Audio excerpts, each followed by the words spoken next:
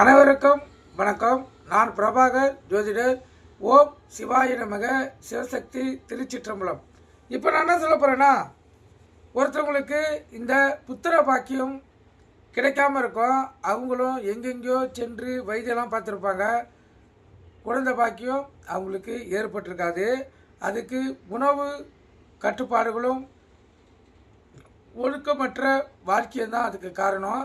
இப்போ ஆண்களாக இருந்தால் மது போதை வகையில் ஈடுபட்டால் குழந்தை பாக்கியம் தடைப்படும். அதே போல் பெண்களாக இருந்தால் உணவற்ற முறையில் இந்த பாஸ்போர்ட் உணவுலாம் சாப்பிட்டாங்கன்னா அவங்களுக்கு அந்த பாதிப்பு ஏற்படும்.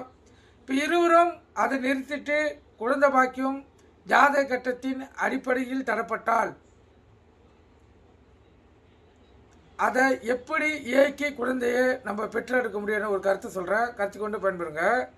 ஒரு ஜாதகத்தில் லான் போட்டு லக்கணம், அங்கிருந்து 5ஆம் இடம். அந்த 5ஆம் இடத்தில் புத்திர ஸ்தானமாகும். அந்த ஸ்தானம் பலமிழந்து காணப்பட்டால், பலமிழந்துனா அந்த 5ஆம் இடத்து அதிபதி ராகு கேது கூட சேர்ந்து இல்லை ராகு கேதுடைய சாரம் வாங்கியிருந்தாலும் அவங்களுக்கு குழந்தை பாக்கியம் தடைப்பெறும். அதே போல் அந்த 5ஆம் இடத்தில் ராகு கேது இருந்தாலும் அவங்களுக்கு அந்த குழந்தை பாக்கியம் தடைபெறும். கருத்தில் கொள்ளுங்கள். அதே போல் புத்திரகாரன் குரு பலமிழந்து இருந்தாலும் அந்த புத்திர பாக்கியம் தடைப்படும். அப்படி தடைப்பட்டு இருக்கிறவங்க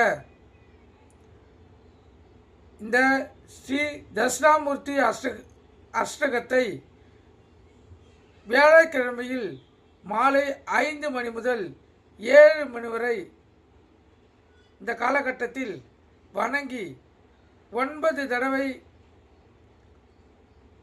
குரு நாமத்தை கூறிக்கொண்டு, இல்லை தங்களுடைய லக்னம், ராசி, நட்சத்திரம், கணவன் மனைவி இருவருடையும் கூறிக்கொண்டு 9 முறை சுற்றி வந்தால் அந்த குழந்தை பாக்கியம் ஏற்படுறதுக்கு அதிக வாய்ப்பு இருக்கிறது.